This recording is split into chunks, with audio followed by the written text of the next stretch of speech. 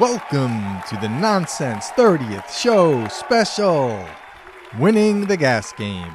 How to save up to $10 or more per fill-up and get better fuel. Buckle up. Here we go. You know what's total nonsense? How the gasoline prices keep rising and rising, and how us drivers are expected to just take it up the old tailpipe. If only there was something we could do to fight back and save money while also getting better fuel.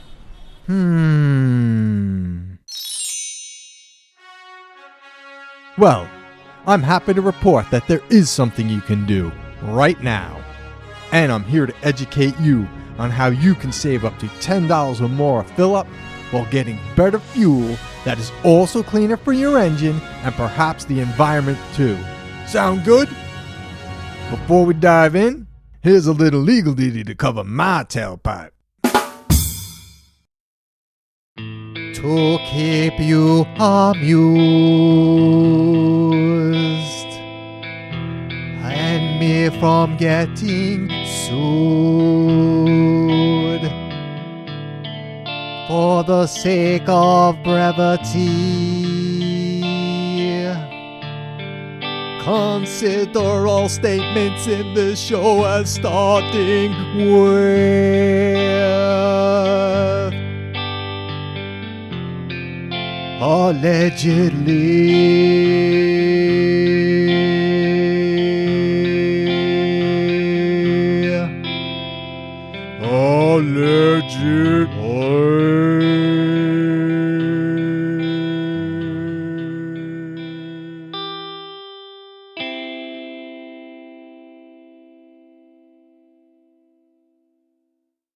Thank you very much.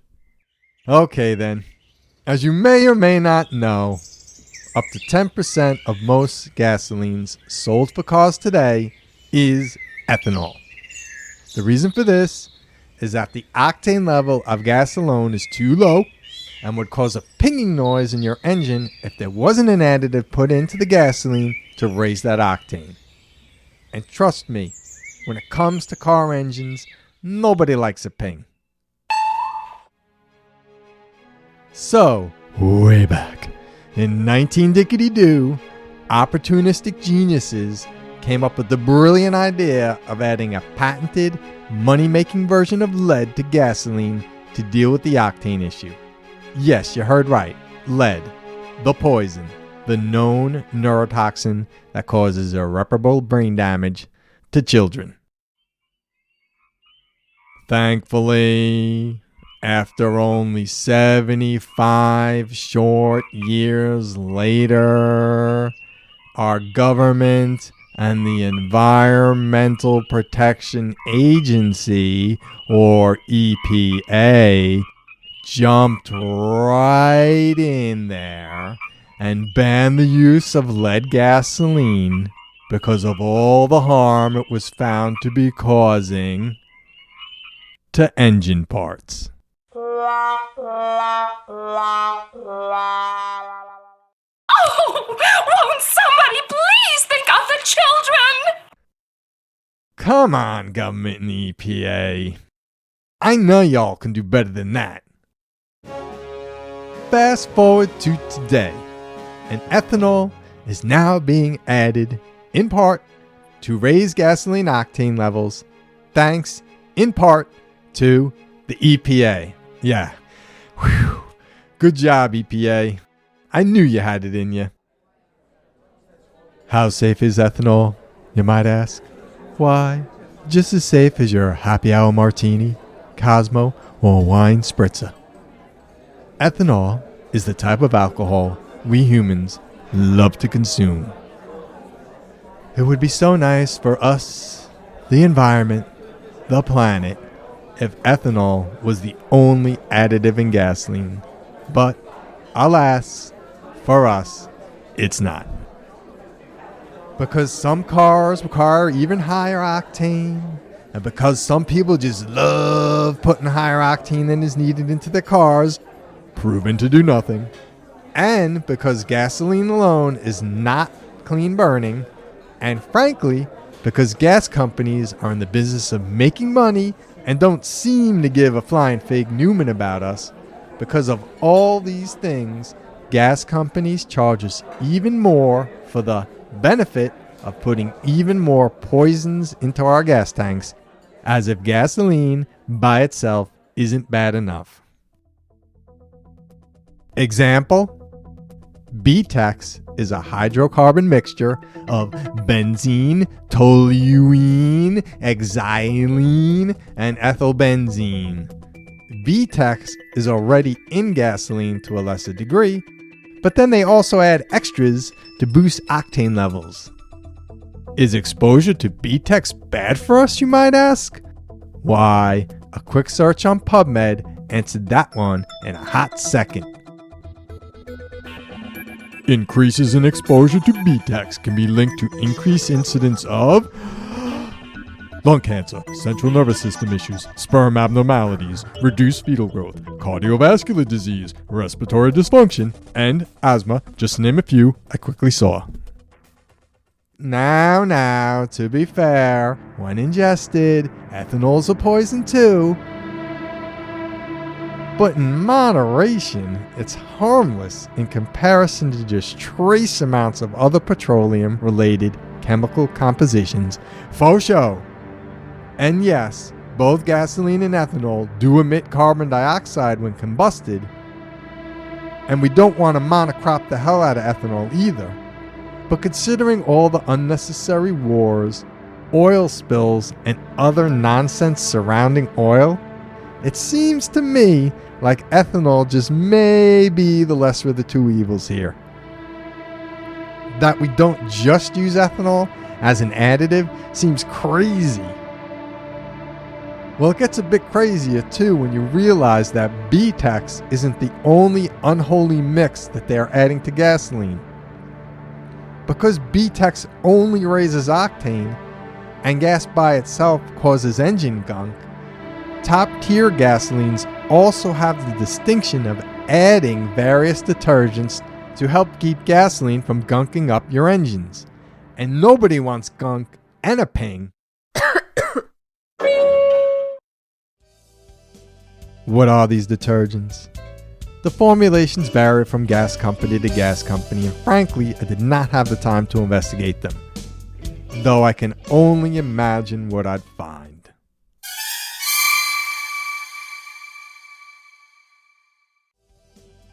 However, you know what is an excellent detergent that also seems safer for people in the environment and raises octane levels too?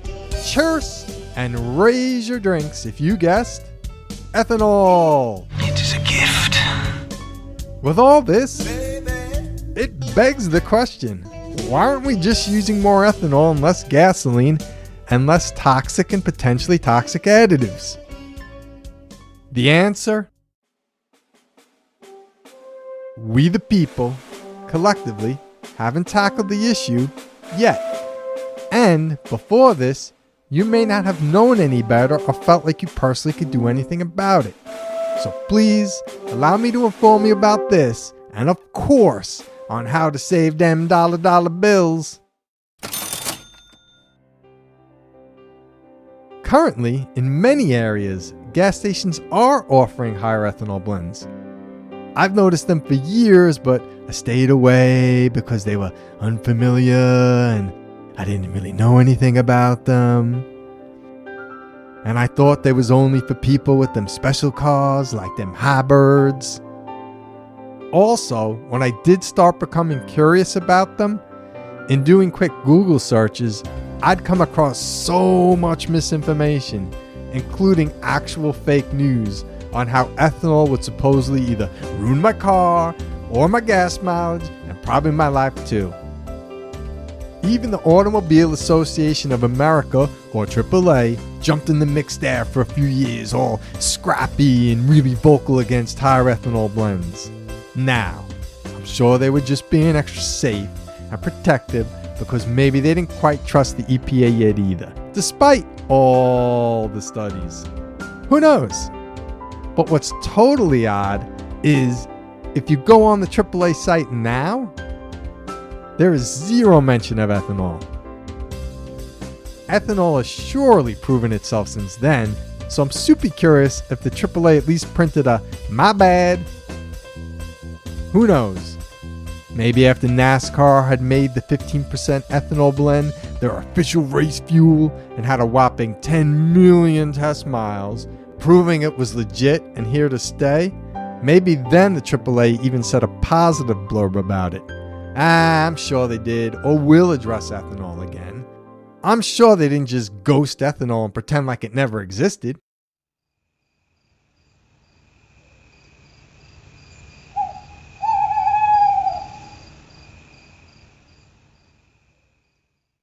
I mean, after all, everyone knows the AAA exists to support drivers, right? Like, I'm legit feeling the following article that I came across when searching their site. U.S. drivers waste $2.1 billion annually on premium gasoline. AAA testing shows no benefit to splurging on premium fuel when not required by the manufacturer. Go AAA, yeah! And sorry, not sorry, to those of you who tricks yourselves about needing ridiculous octane levels at literally premium prices. You know who you are.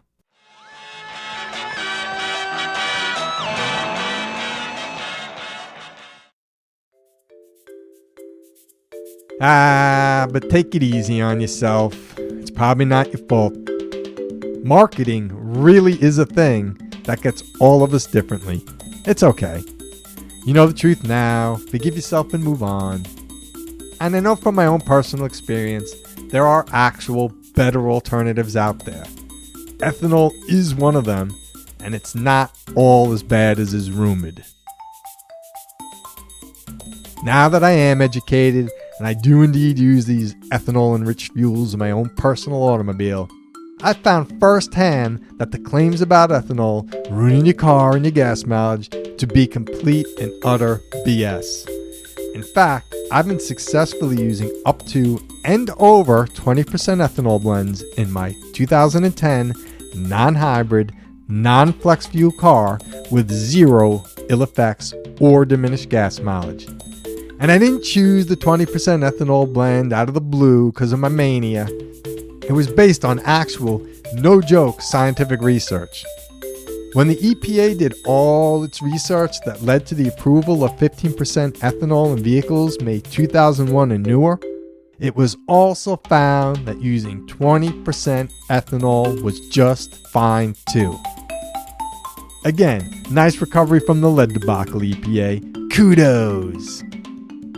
Where I live in Pennsylvania, common gas types at the station, unleaded 87, 89, 91, 93, have black pump handles, and good old diesel has green pump handles.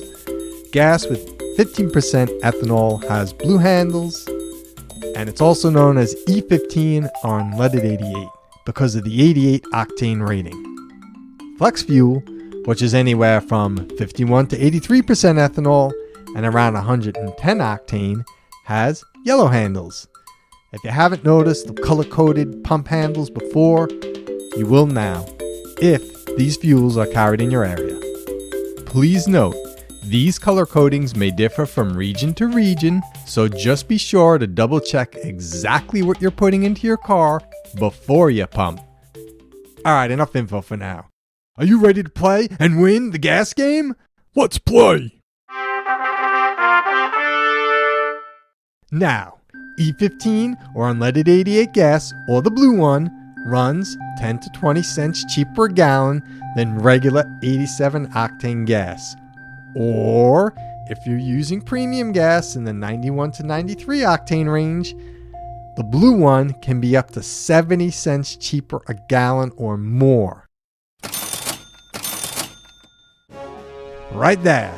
Just by switching to the E15 unleaded 88 blue gas, you can start saving money without even playing the advanced level of the gas game. Quick footnote here. If you're leasing your car or it's still under warranty, just be sure to inquire about any related fine print. Studies, NASCAR, Some car manufacturers and yours truly believe the blue gas is absolutely fine. But you don't want to void your warranty just because your car manufacturer may not agree.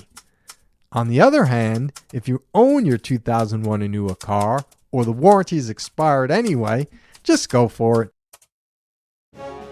Because for most of us, the blue gas will do the trick. And for those of you who are thinking, yeah, I already get a gas discount through my grocery store, and I can save even more money than that, I'd say, just check in about the quality of the gas you're putting in your car. Gas without detergents will gunk up your engine and cause issues in the long run. And gas with detergents and octane boosting additives will more quickly gunk up humans and the environment. For those of you who think you need higher octane because your car manufacturer recommends it or whatever, please allow me to share my personal experience as a test example. My car manual and gas cap says I'm supposed to be using 91 octane. Because I sometimes like to be a little cheap, and I never like being told what to do, I ran my car for a season, or about 10,000 miles, on regular 87 gas, with virtually no loss in power or any other issues. In fact, I even got better gas mileage over using traditional premium gas. Then when I first started trying out the blue 88 gasoline, my car ran so much better than the 87. It was more responsive, still no loss in gas mileage. I seriously considered creating a bumper sticker to spread the good word. It was going to be in the E15 88 octane blue and say, runs great on 88. You're my boy, Blue! Something to consider here for those of you who like to be extra safe. If you've been using crappy, gunky, non-detergent, non-top tier gas up to this point, I highly suggest you transition over to the higher ethanol blends at a rate that feels comfortable for you. It'll give you a chance to start trusting the higher ethanol blends and give the ethanol a chance to start cleaning any gunk away. If, however, like me, you've used top-tier gasoline all along, switching right over to the higher ethanol blends shouldn't be a problem, as it wasn't for me. Now, for those of you who feel that the blue 88 octane isn't going to cut it because you either don't want to give up your 91 plus octane or you feel like you shouldn't, I have actually even better news. You can get a higher octane ethanol fuel mix, and it'll cost you even less money than the blue gas alone, and way, way less than the premium gas you are currently using. Here's where we come to the more advanced level of the gas game. Don't worry, this advanced level isn't really that hard. The concept is actually easy, and I'll do all the math for you. Ready to play? As I said before, FlexFuel, the yellow one, has about 110 octane rating. FlexFuel also runs about 50 cents a gallon cheaper than regular 87 gas, and over $1 cheaper than premium gas. So what I've been doing now is a mix of yellow FlexFuel gas and blue E15 unleaded 88 gas, saving me even more money while getting a higher octane fuel that's cleaner burning, etc., etc. The ratio I like to use is to first put in 1 part yellow FlexFuel, and then immediately, same fill up, follow it with 8 parts of the blue E15 unleaded 88. This gives me a gas mix that averages about 20.8% ethanol and is about 90.4 octane. And, more importantly for some of you, as of my last fill up, I saved nearly $12 on the fill up over what I would have paid for the so-called premium extra poison gas I'm supposed to be putting in my car.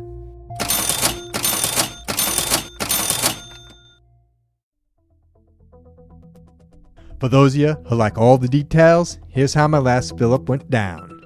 First, I put about 1.5 gallons of the yellow FlexFuel in for $3.83. Then I put in about 12 gallons of the blue unleaded 88 fuel for $36.09 for a total of $39.92. Had I put the same amount of standard black-handled premium fuel in, it would have been a whopping $51.53. That's some nice solid savings.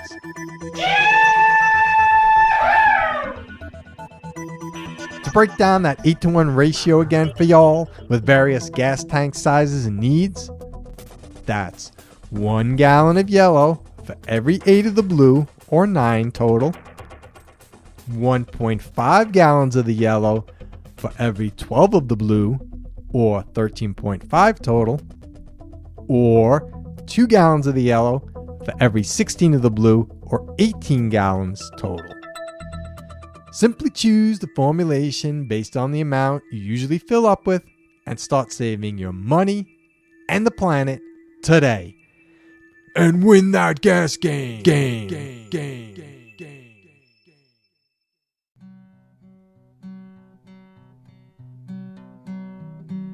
For those of you still worried about the higher ethanol ratios, makes you a little nervous, and you picked up on, hey, the study said 20% ethanol was okay, and you just said your yellow-blue mix averages about 20.8%. That's higher than 20%, and sounds like it sometimes could even be higher.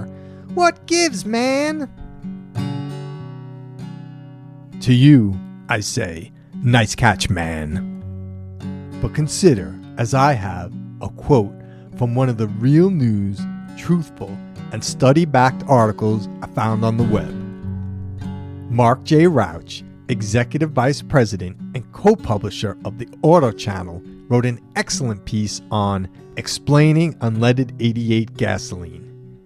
In it, he talks about how for years, decades even, Brazil, using the same engines and fuel systems as in the US, has used E15, E25, and now E27 blends. That's 27% ethanol without any issues.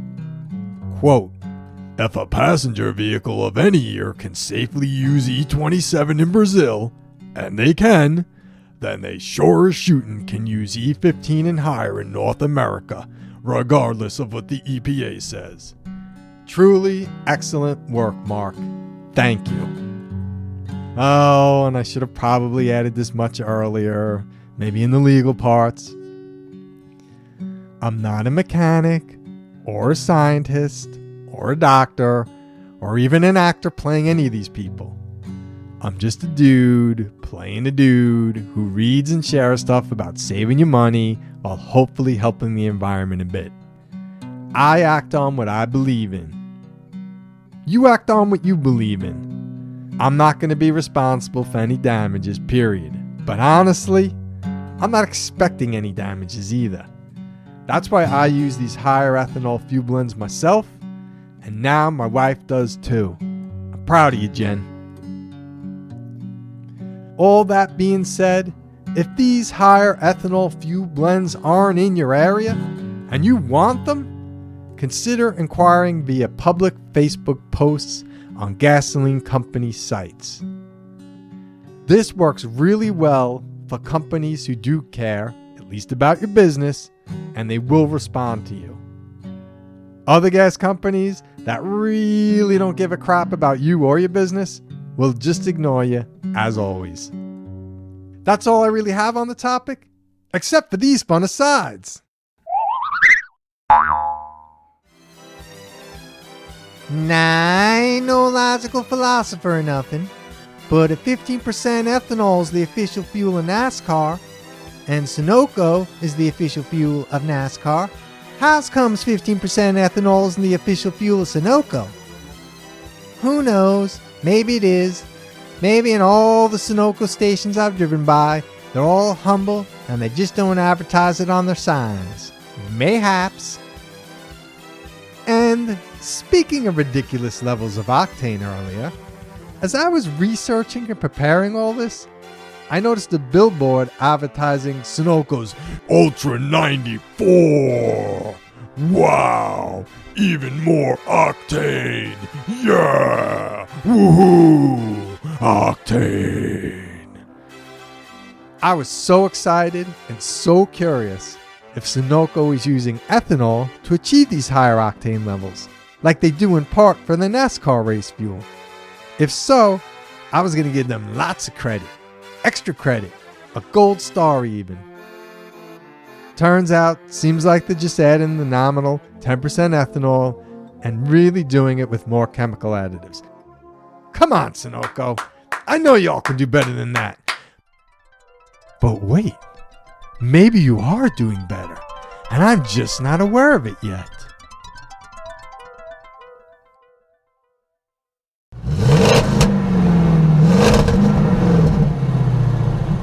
New and only from Sunoco, Ultra 94 is now here again. But now with the octane dialed up, way up, using the same advanced formula that the professional NASCAR drivers use. 15% ethanol. Sunoco. Race your engine clean.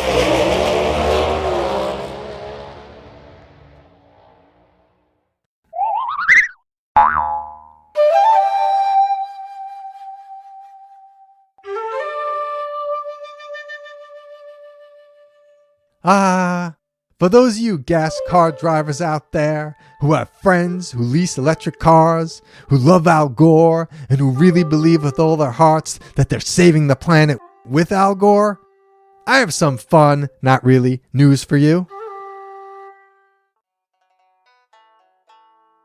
According to research reported on by the good old UK, and I really wish I did a British accent here. You know what? I'm just going to go for it.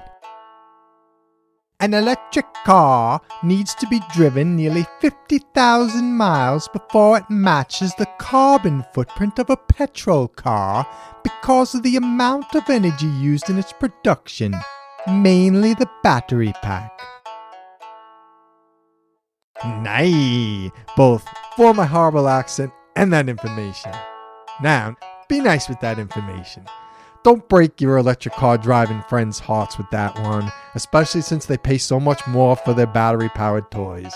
Just really encourage them to keep their cars for more than 50,000 miles, then you can both get credit for trying to save the planet. As for all the Al Gore references there, if you're really curious, watch Planet of the Humans and learn how some so-called environmentalists could allegedly just be posturing for them dollar bills. And Al, friend, I want to talk to you personally here. You really are a very likable fellow. I'm sure you could easily make some late life adjustments and have a resurgence as a fan fave. But it's gotta be with projects that don't then turn out to be the opposite of environmental.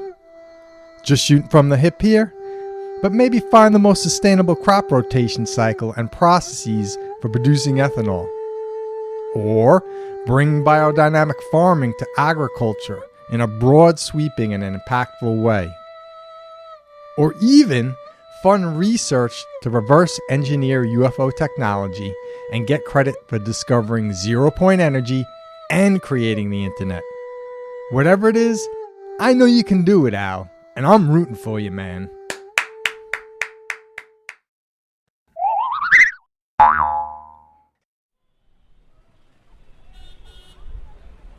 Alright, I'll admit, this isn't my first time bucking the oil industry.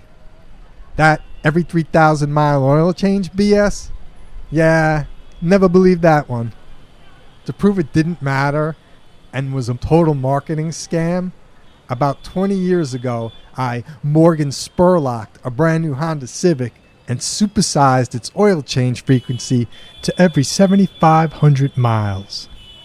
Consumer Reports soon backed up that was a legit move. Toasty! That Honda was faithfully with me for about 17 years and almost 300,000 miles before someone bought it off me on Craigslist to turn it into a street racer. Great car. And the only big issue I ever had with it, old school, non-detergent gasoline gunked up some of the engine parts. No joke.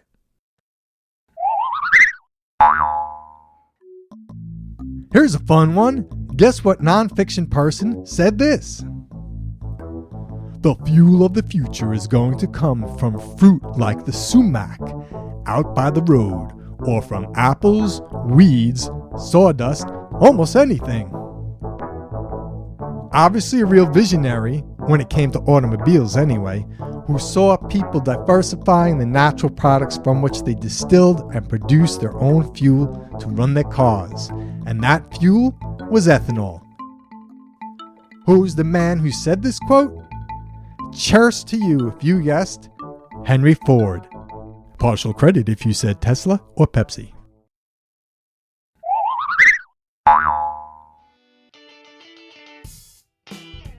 Now, just for curiosity's sake, what percentage of your friends still believe that the so-called fossil fuels are actually byproducts of the dead dinosaurs? Raise your hands. And do any scientists quietly wonder why they and their colleagues, in their search for truths and reporting on such truths and wanting to be believed and taken seriously, still hang on to and use seemingly ridiculous terms like fossil fuels?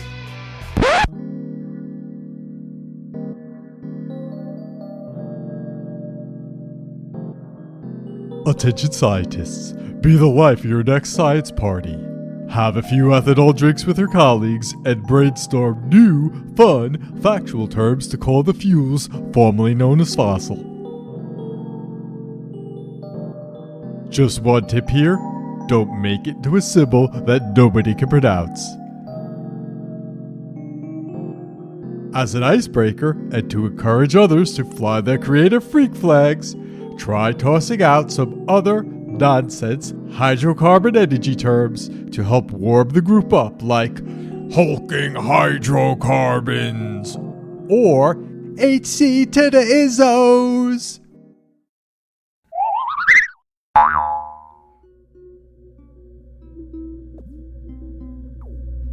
Hi, my name is Kurt, and this is a true story. Confession. I once accidentally put a tank full of regular, unleaded gasoline into a rental truck that was a diesel. Looking back, I have a sneaking suspicion that my inner child was subconsciously living out a question it had for a long time. What would happen if I put gasoline in a diesel? And my inner child, no doubt, snuck in the experiment real subliminal-like while I was exhausted from driving a hot moving truck across 4 states. I got about a quarter mile from the gas station before a big puff of black smoke blew out the tailpipe and the engine just died. Whoopsies. Question answered. It's good though, because now my inner child has only one car question left.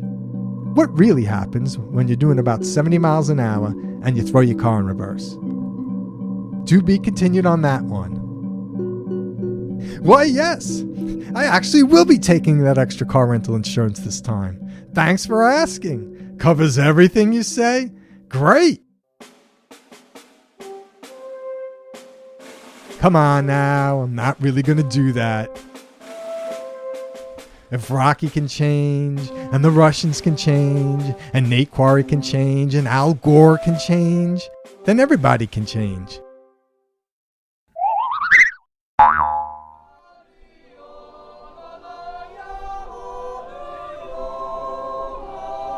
Finally, for those of you looking for a cheap buzz, at $2.49 a gallon, ethanol flexfuel may seem like a huge alcohol bargain, even over those lower shelf obscure liquors in them, I'm sure they're still not poison, plastic bottles.